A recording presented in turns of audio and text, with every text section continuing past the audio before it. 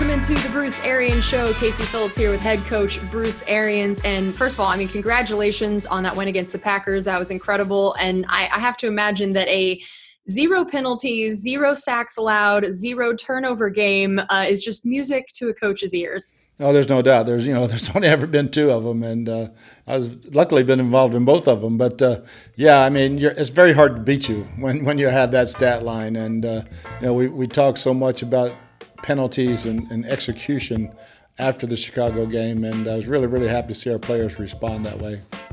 Yeah, that's such a turnaround from, in particular, that one area of the game. And, it's only the second time in franchise history that, like you said, that there have not been any penalties accepted. So tell me what was the big change, the big turnaround? Because it's not like you guys hadn't been telling players all along to not get penalties. So what actually happened, and how can you try to continue keeping this going? Yeah, I think the players took it upon themselves. Mike made some comments.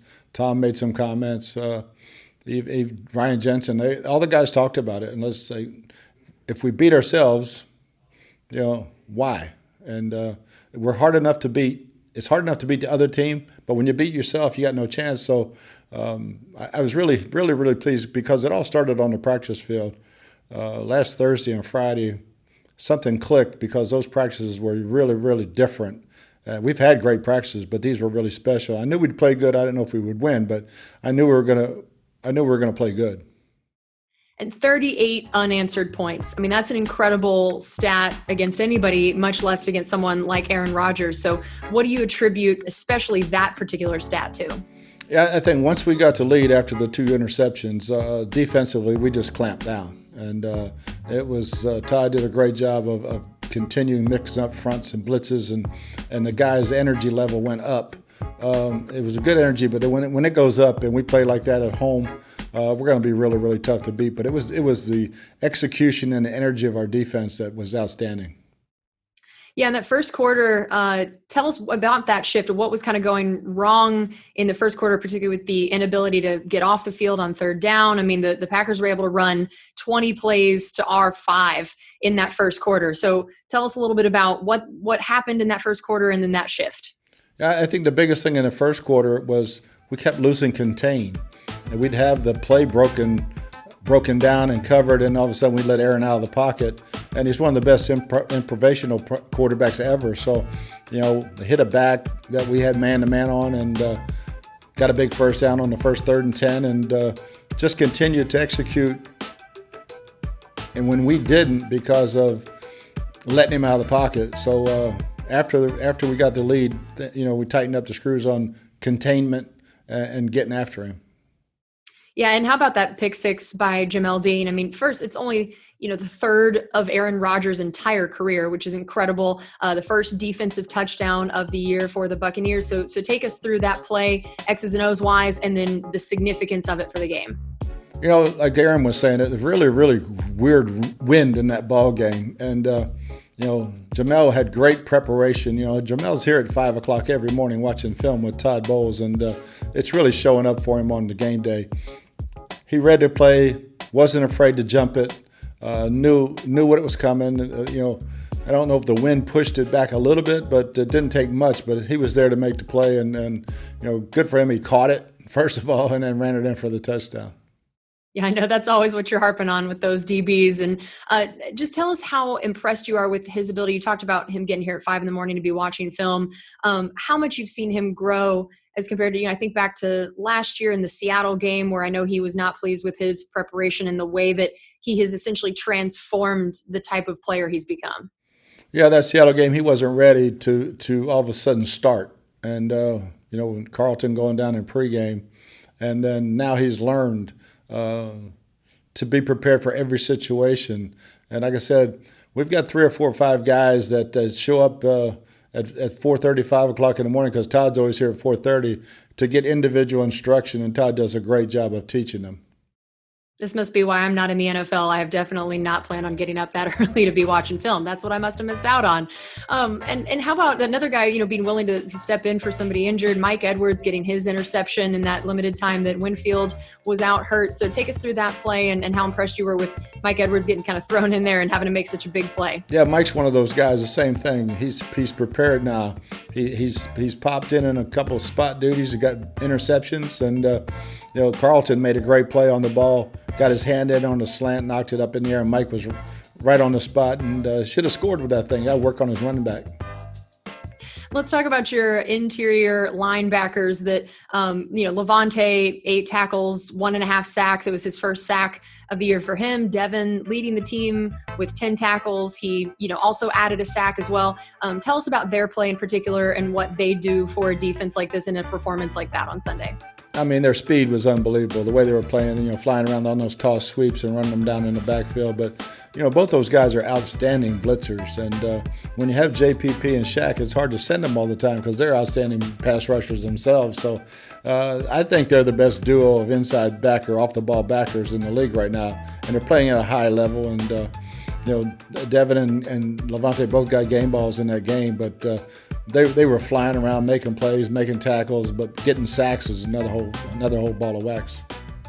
Yeah, I think that game's probably one where you're pretty happy you don't actually just have one game ball, that you can give multiple away. There were so many guys that deserved it. And I feel like maybe Todd Bowles is one of those guys, even though he's not on the field, that defense was so incredible. Explain, especially the creativity and the diversity of what he does and why his defense can confound someone even as experienced as Aaron Rodgers.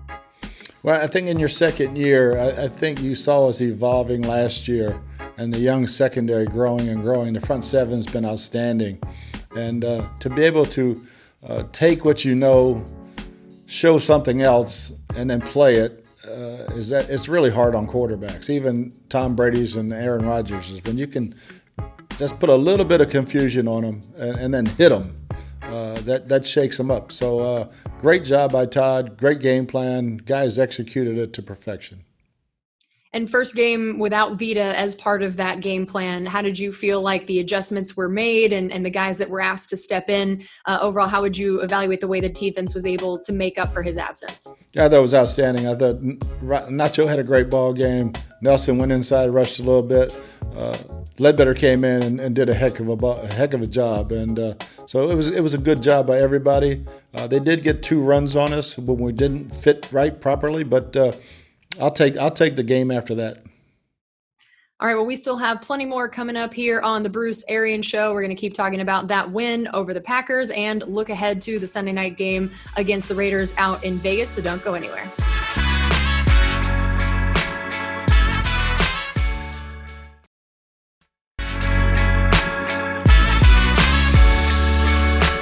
Welcome back to the Bruce Arians Show. Casey Phillips here with head coach Bruce Arians. We're talking about that win over the Packers. So, Coach, JPP, we talked a little bit about him, but I want to hear more about why his play has been as, I guess, consistent as it's been so far, that every game he's just notching, one more sack here, another forced fumble here, that it just feels like you can basically just already put that on paper that that's going to be coming. Yeah, I mean, JPP, he brings so much energy to the field, and my job is to make sure we get him to the field on Sunday healthy.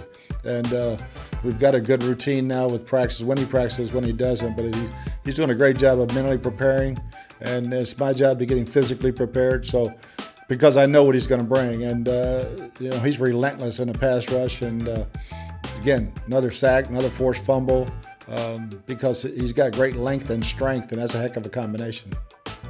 I think it was the 3rd worst completion percentage of Rodgers' career and maybe his 2nd lowest QB rating. What would you say is the number one thing you attribute the success to? Is it, the secondary, the pass rush, all of it combined? What would you say if I had told you that was going to be how the game would go, the keys to what that would have meant? I think good team defense, all 3 levels, the front, the linebackers, and the secondary playing very cohesively and getting after the quarterback, mixing up the coverages, seeing what they do, being prepared and knowing what routes are coming. And I think that helps. But again, it's the energy and execution. And you mentioned the wind. I can definitely attest to the fact that, yes, it was incredibly windy and in a weird swirling wind. And I wanted to hear how that maybe especially impacted special teams, Pinion as far as punting, and then maybe how impressed you were with the fact that Ryan Suckup was still, 5 for 5 on the extra points, hit his longest field goal of the season at 50 yards, and how impressed you were considering the conditions. Yeah, really, really impressed with Ryan's 50-yarder because that end zone is so tough to judge the wind, and the wind was crazy. I mean, it was coming in, swirling, going right to left, and kind of quartering across the field. And he hit it great, stuck it in there, and I thought Bradley punted really well. The one got up there and didn't really turn over for him. He was hitting a lot of knuckleballs, but the one floated and the wind got it. But did a great job of putting him down inside the 20. And overall, I thought our kicking game was really solid. And when there is a wind like that, does that affect what you guys, want to do or try to do with a game plan? Or were there any other areas that you saw it affect the game besides kicking? Not really, because it wasn't a north-south wind directly into you and directly behind you. It was kind of a quartering wind and swirling around. So the quarterbacks get used to that pregame, go throw in every end zone, see where the ball's floating, where it's not floating, and where it's taking it. So it really didn't move the ball that much, as strong as the wind was. But, it's always tricky in our stadium. All right, well, we still have more coming up here on the Bruce Arians Show. We're going to look ahead to that Raiders game and again talk about the offensive performance against the Packers as well. We'll be right back.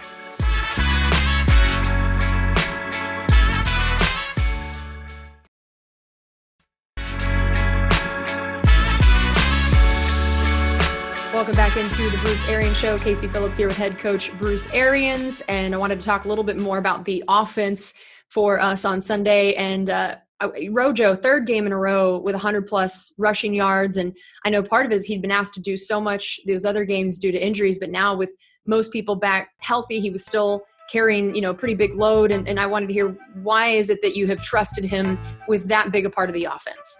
Yeah, he's earned it. I mean, going into the season, we had all those knew he was have a bunch of opportunities. We got Leonard, we got LaShawn, but right now he's in great shape, and he's breaking tackles. I think his yards after contact are the best in the league, and just making guys miss and just keep feeding him. I think he's getting stronger now as the games goes on. Great fourth quarter running again. And again, got to give credit to the offensive line and tight ends because they did a great job of blocking. Yeah, and speaking of the offensive line and tight ends, we mentioned at the top of the show the idea about 0 sacks given up, similar to the penalties from the Chicago game to the Packers game. What a dramatic turnaround of what I knew had been a performance that you had been a little disappointed in, that they had been a little disappointed in Chicago. What did you see as what flipped the script essentially from the Bears game to the Packers game for them? Again, I think preparation, great work on fundamentals all week, and guys, they had some really good premier pass rushers in the Smith brothers, and we did a really good job. And Darius was all over the place. He was outside, he was over the nose, and I think our guys did a great job of communication, but I think our technique was better. And the first touchdown for Rojo actually made it 13 for 13 for you guys this season on goal-to-go situations. Why do you think that's been an area that you guys have had such success? I think the big thing is the ability to throw and run. And when you have Mike out there, sometimes they double cover him, which they did on their one run, and you bounce it in the end zone. I think the ability of Tom to run some RPOs down there has really helped us. And I know that Mike and Scotty each only had one catch, but this was a game where you basically had almost all of your weapons back and healthy. What was it about their game? Was it a health thing or more what the defense was giving, where Mike and Scotty weren't necessarily as big a part of the offense, but of course, obviously the offense still had a really great game? Yeah, this was one of those double Mike games again. They show you single high, then they roll over and double cover him. Scotty got the big PI, and we were a little short on the one first down. Tom signaled a hitch to him, and so we got to do. But I think where Scotty's at right now, he's healthy. And he's just going to continue to make. I thought he should have got another PI on one deep ball, but he's playing really, really well. And even if guys like that aren't getting as many targets or catches, now that you have had more of your weapons available again, how have you seen the way that influences the defense already, and just the way that they try to cover you guys when there are so many potential weapons at Brady's disposal? I mean, it's hard. I mean, defensively, if you're going to rotate to Mike, you're usually leaving the middle field open. So that's when Gronk's going to get his catches, or Chris Godwin's going to go down the middle and work the middle. So I thought Tom did a great job of working the crossing routes in the inside part of the defense because of the rotations to Mike, and it opens up. So I think we're all growing and learning a little bit about what we need to do offensively when we see Mike single covered, when we see him double covered. And I know getting Chris Godwin back is just a massive help for this offense, not just because of his production. You know, he had 5 catches, 48 yards, including one 25-yarder, but his blocking as well. I think that it seemed like he had one of the key blocks on that Rojo touchdown. So for you watching the offense, how much did you see an impact by Chris just immediately upon his return? No, it's huge. I mean, there are very, very few players who can play inside, outside like Chris can at that high of a level and still block like he does. So that's why he's a Pro Bowl player. So when those guys are out, you know, the other guys come in and do the best they can, but they're not Pro Bowl players. So it's a big difference. And Tyler Johnson, a guy that has taken advantage of his opportunities so far, that even now with, you know, pretty much everybody healthy, he was still getting in there, got his first career touchdown. So take us through that play and his play overall. Yeah, it's funny, man. We've run that play for about 10 years. I don't think we've ever gone back to that fourth option. And they rushed 3, dropped 8, and had their front side double covered. Tom slid up in the pocket nicely, and Tyler ran a heck of a route, came back out to the corner, and really good ball by Tom. And but that's, again, Tyler does a great job of preparing each week and waiting for his moment. He kind of broke the ice last week, and he's just going to get better and better. And for Gronk, I mean, this seemed like potentially his best game in terms of his offensive production. I know he's done a great job blocking, but in terms of the receiving side of things, and 5 catches, 78 yards, including a 31-yarder and his first touchdown. We had all been excited to see that Gronk spike happen, even if it had to happen with the left hand this particular time. But to me, it wasn't even just the catches of the yards. It was how the catches happened, that they were such quality catches from his side. So I just wanted to hear from you how you evaluated his play and what you saw from him that enabled him to have such success in that particular game. Yeah, it was another game ball day for Gronk. And, again, when they open up the middle of the field, he has to win for us. And he did a great job. And I think those crossing routes, the one in front of me, Tom just put it right in front of 3 guys, and Gronk made the catch. We got the matchup we wanted on the fade ball in the end zone for the touchdown. But, you know, he's just going to get better and better. My job is to make sure he stays healthy. All right, well, we still have one more segment coming up here on the Bruce Arians Show. We're going to dive into that upcoming Raiders matchup, so don't go anywhere.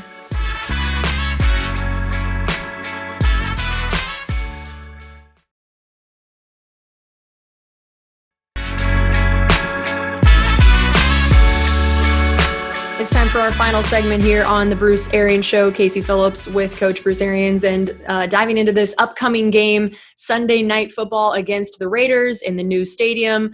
First, I feel like we got to start with Derek Carr, and tell me what you think of his play and what he brings to the table. I'm seeing a lot of growth in Derek.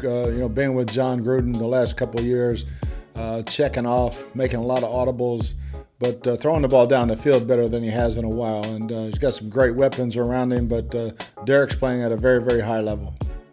And how about Josh Jacobs and what he brings to their offense? Yeah, he's one of the best backs in the league right now. Great after-contact guy, hard to bring down, good in the passing game. But it all starts with him. John wants to smash it up in there, and we got to be able to stop Josh.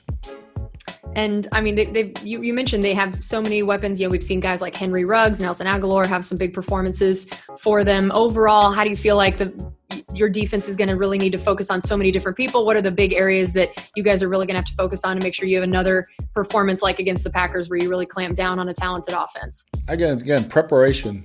Preparation, study, knowing what to expect. You never really know, but knowing what to expect comes through preparation. Ruggs, Waller's the guy that's been playing outstanding, the big tight end who's like a wide receiver. So he'll be a heck of a matchup. So we'll have our hands full, but I know we'll be ready. And do you get excited to see a new stadium, or have you now been in enough that it's just another football stadium and you don't even hardly notice where you are? No, I enjoy seeing the new ones. You know, I thought the Viking Stadium was outstanding. This one looks like it's really, really cool.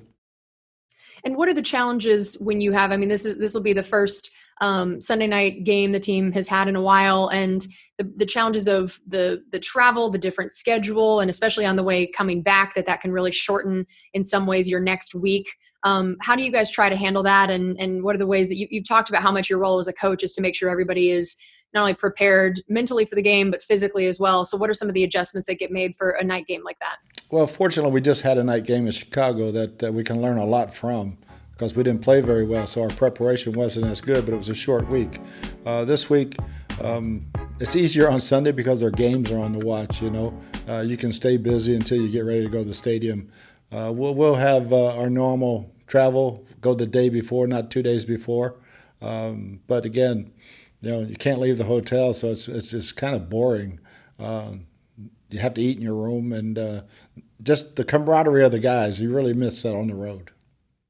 All right. Well, good luck this next Sunday against the Raiders. Coach, thanks as always for doing this, and congratulations on that win against the Packers. Thank you. All right. We'll see you guys next week.